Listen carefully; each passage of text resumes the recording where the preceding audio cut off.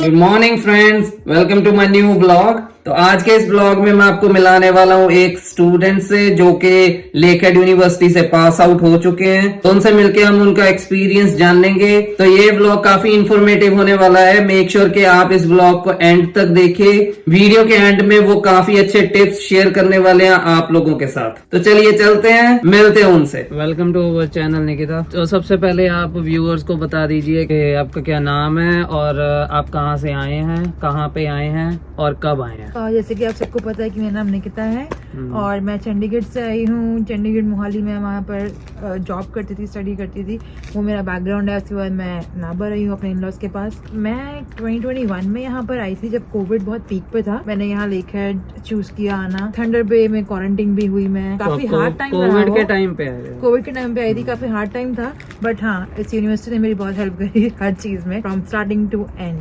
और मुझे पता भी नहीं चला कि मेरा सफर कब खत्म हो गया और कैसा खत्म हो गया। It was fantastic. आपने बताया कि आप यहाँ पे आए यूनिवर्सिटी में, तो आप लेकहेड यूनिवर्सिटी ही क्यों आए, जबकि इतनी अच्छी अच्छी यूनिवर्सिटीज हैं। टोरंटो यूनिवर्सिटी है जहाँ पे बहुत सारे लोग जाना चाहते हैं, तो आपने एकदम से अलग सी यूनिवर्सिटी ही क्यों चूज करी? उसके पीछे क्या रीजन रहा आपका? तो व्यूअर्स के लिए शायद ये अजीब बात होगी क्योंकि ये जगह इतनी फेमस नहीं है। बट जब मैंने काफी रिसर्च किया अपने एमएड प्रोग्राम के लिए कि मुझे बीएड के बाद एमएड करनी चाहिए, क्योंकि मैं ऑलरेडी बीएड करके आई थी इंडिया से, तो मुझे था कि मैं किसी अच्छी यूनिवर्सिटी में जाऊं। कॉलेज में मुझे पढ़ने का मन नहीं था, फ्रैंकली स्पीकिंग, क्योंकि यूनिवर्सिटी में बहुत ज्यादा हमें एक्सप्लोर करने को मिलता है और इवेंट्स बहुत होते रहते हैं आए दिन। मतलब उसका अलग ही कुछ है रुतबा यूनिवर्सिटी में पढ़ने का एज कम्पेयर टू कॉलेज। तो ये यूनिवर्सिटी टॉप में आती है, एक तो पहली बात ये। और ऊपर से मुझे यहाँ पर एडमिशन मिल गई थी। मुझे टोरंटो यूनिवर्सिटी से भी आया था, बट वहाँ की कॉस्टिंग मुझे काफी ज्यादा लगी और वहाँ पे रहने के लिए एज अ स्टूडेंट मुझे अच्छा नहीं लगा इतना, क्योंकि वो बहुत कॉस्टली लगा मुझे।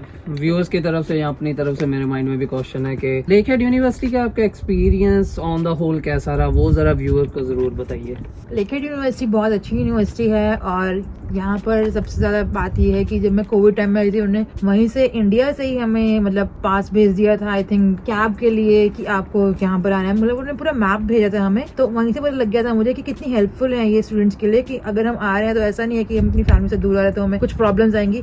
ये हर जगह हमारे साथ आगे से आगे स्टेप बाय स्टेप उन्होंने हमारा साथ दिया। इवन इंडिया में भी मतलब हमारे पास ऐसा नहीं था कि सिर्फ हमारे पास जो फॉरेनर्स हैं सिर्फ वही हमसे बात करेंगे। इवन मेरी एक पीयर मेंटर भी हमें असाइन की गई थी 5 बच्चों के लिए, एक पीयर मेंटर, कि अगर कोई प्रॉब्लम है, जैसे हमने अगर कोई घर फाइनलाइज करना है इंडिया बैठे बैठे, तो हमने उनको भेजा कि क्या आप वो घर जाके देख सकते हो। पीयर मेंटर मींस टू से कि इंडियन पीयर मेंटर? हाँ, इंडियन पीयर मेंटर था और दूसरे भी थे, फॉरेनर्स भी थे, बट हमारी मतलब मुझे मेरी फ्रेंड को पीयर मेंटर मिला था, वो इंडियन थी। तो मैं उनका नाम लेना चाहती हूँ उसमें, but she was very helpful. उसने हमारी काफी हेल्प करी उसमें। अगर जैसे हम इंडिया में थे तो फोन या मैसेज कर रहा कि आप ये घर देखा हो या ऐसा है वैसा है, तो वो हमारे लिए इतने हेल्पफुल थे। उन्होंने वो घर देख के आए, अगर वो सही नहीं लगता तो वो हमें सही राय देते थे कि ऐसा नहीं है या आप दूसरा घर लो या कुछ भी है। तो वो she was very helpful. Course के रिगार्डिंग हमें किसी की हेल्प चाहिए, हमें सीनियर्स का नंबर चाहिए या हमें कोई असाइनमेंट्स कर चाहिए, तो उसने वहाँ पर हमारी भी वो भी हेल्प करी। और आई थिंक अकोमोडेशंस के लिए मतलब हमें उन्होंने काफी सपोर्ट दिया इंटरनेशनल स्टूडेंट्स के हिसाब से। और इमरजेंसी कॉन्टैक्ट्स भी थे कि अगर कोविड का सिस्टम भी चल रहा था उस टाइम पे, आई थिंक मुझे ये लगा कि शायद कोविड का सिस्टम चल रहा है इसलिए उन्होंने हमें इमरजेंसी इंटरनेशनल कॉन्टैक्ट्स दिए हैं, बट ऐसा नहीं है। जो बच्चे अभी भी आ रहे हैं उनके लिए भी वही सेम चीजें चल रही हैं, क्योंकि मेरी अभी फ्रेंड्स न्यू रिसेंटली आए तो मैं पूछती हूँ कैसा चल रहा है, क्या हुआ, तो उन्होंने मुझे सेम चीजें बताई। तो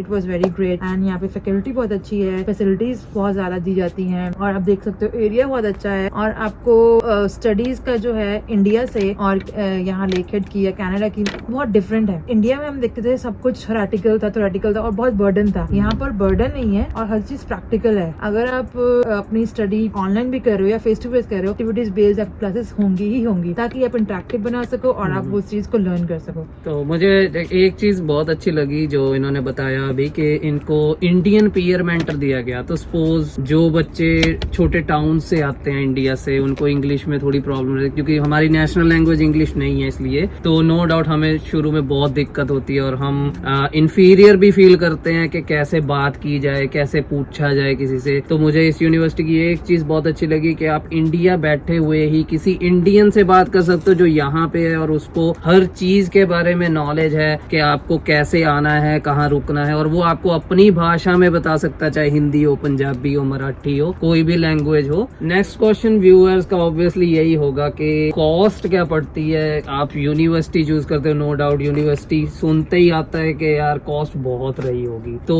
कॉस्ट क्या पड़ी आपको और कितना पैसा आपका अभी तक लगा? तो अगर हम कॉस्ट वाइज बात करें तो मेरे अराउंड 32 to 35,000 लग चुके हैं अगर मैं ऑन द होल बात करूं हर चीज की। 2 years के Okay. तो मैं 1 ईयर की स्टडी के ऑलरेडी पैसे भर के आई थी इंडिया से, तो वो डिपेंड करता है कि आप कितने पैसे भर के आ रहे हो। और यहाँ पर आके फिर मैंने और जतिन ने भी मेरी हेल्प करी और मैंने पार्ट टाइम जॉब्स करी, GIC भी सेव करी मैंने। तो हमने उस तरह से मैंने अपनी जो है स्टडी की जो पैसे थे, फीस थे, वो निकाल ली थी। तो अगर एज अ पार्ट टाइम कोई स्टूडेंट यहाँ पे जॉब करता है, चलो हमारे केस में हेल्प हो गई, लेकिन कोई स्टूडेंट इंडिपेंडेंटली इंडिया से आ रहा है, तो क्या वो अपनी फीस निकाल पाएगा? निकाल सकते हैं, डिपेंड करता है पर्सन टू पर्सन कि अगर वो बहुत पार्टी लवर है और फूडी है और अगर काम नहीं करते हैं तो बहुत ज्यादा मुश्किल है। मैंने वो बच्चे भी देखे हैं, फिर वो डिप्रेशन में चले जाते हैं बच्चे। तो आई सजेस्ट कि अगर आप आ रहे हो तो आप इस मोटिव से आओ कि आपको 2 years 3 years थोड़ा सा सेविंग करके चलो। इश्यूज भी आएंगे लाइफ में और सेविंग भी करनी होगी। एज अ स्टूडेंट चल के आना होगा कि हमें खाली परोस के सब कुछ नहीं मिलेगा।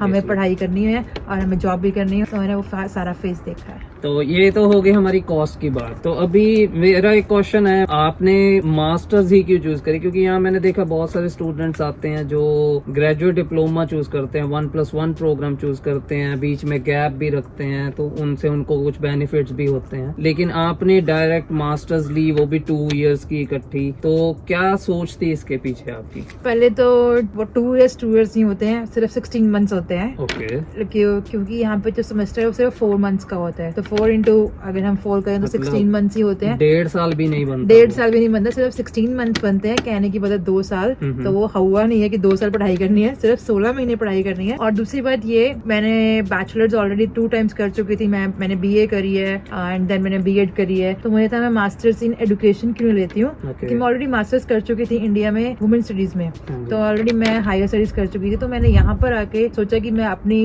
एजुकेशन के डिपार्टमेंट में ही क्यों ना आगे जाऊँ, ताकि मुझे अच्छी जॉब मिल सके, बिकॉज मुझे टीचर बनना था। तो इस वजह से मैंने ये चूज किया और मुझे लेखा में ये अपॉर्चुनिटी मिली। तो इसलिए मुझे 1+1 बच्चे करते हैं। इट डिपेंड्स कि आपका बैकग्राउंड क्या है स्टडी का, तो उसको देख के ही फिर देखना पड़ता है। तो मेरे पास दोनों ऑप्शन थे, क्योंकि मैंने आर्ट्स में भी किया हुआ था और मैंने एजुकेशन में भी किया हुआ था। बट मेरे को था मैं एजुकेशन में जाऊँ ताकि मुझे टीचिंग या आगे मुझे लेक्चरर की पोजीशन वगैरह में मुझे हेल्प हो जाए उसके लिए। तो हमने ये सोचकर ऐसा सोचा। सबसे बड़ा बेनिफिट एक ये भी था क्योंकि हर किसी को आके स्टडी के बाद होता है कि हम वर्क पे बाद हम अपना PR लें, परमानेंट रेजिडेंसी लें, फैमिली को बुलाएंगे, जो भी सबके अपने अपने पर्सनल बातें होती हैं क्या करना है आगे। हमारा यही था कि हम परमानेंट रेजिडेंसी चाहिए। तो हमने जब सर्च किया इसके बारे में तो देखा इसके लिए ओंटारियो के बेस 2 years अगर हम कोई मास्टर्स प्रोग्राम करते हैं तो हमें डायरेक्ट PR की अपॉर्चुनिटी मिल रही थी। तो दैट वाज वाओ थिंग। तो मुझे आपकी एक ये चीज अच्छी लगी कि मास्टर्स लेने के बाद आपके पास PR के बहुत सारे ऑप्शंस डायरेक्ट ओपन हो जाते हैं, जो कि ग्रेजुएट डिप्लोमा वाले स्टूडेंट्स के पास ऑप्शन नहीं होता। उनको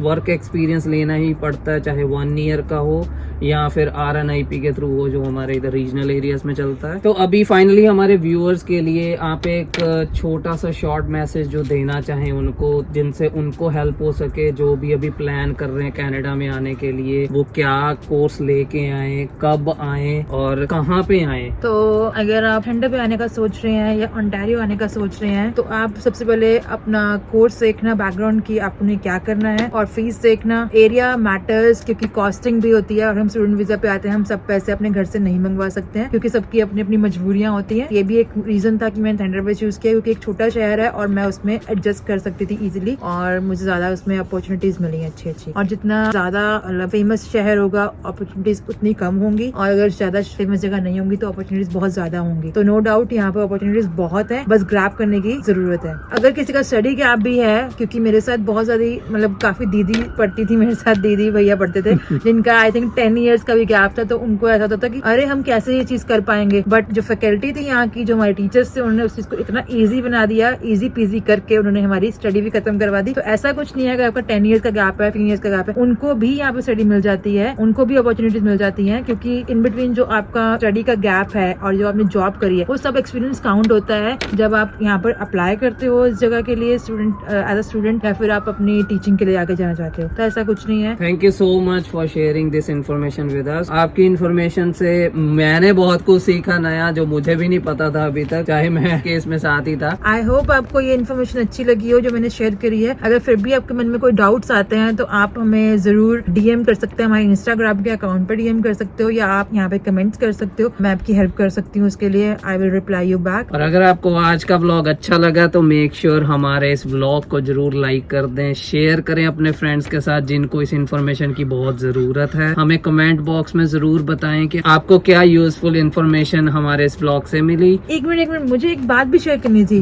मैंने ये नोटिस किया है कि व्यूअर्स तो आते हैं हमारे वीडियोस को एंजॉय भी करते हैं, व्यू भी करते हैं, बट मैंने ये नोटिस किया है कि वो लाइक भी नहीं करते और सब्सक्राइब भी नहीं करते। प्लीज लाइक और सब्सक्राइब तो कर दिया करो। हम इतनी मेहनत करके वीडियोस बना रहे हैं, इस कंटेंट को लाने के लिए बहुत मेहनत लगती है, तो प्लीज हमें सपोर्ट कीजिए, हमारे चैनल को सब्सक्राइब करिए और हमें ऐसे ही अपना प्यार देते रहिए। Thank you so much for your love and support.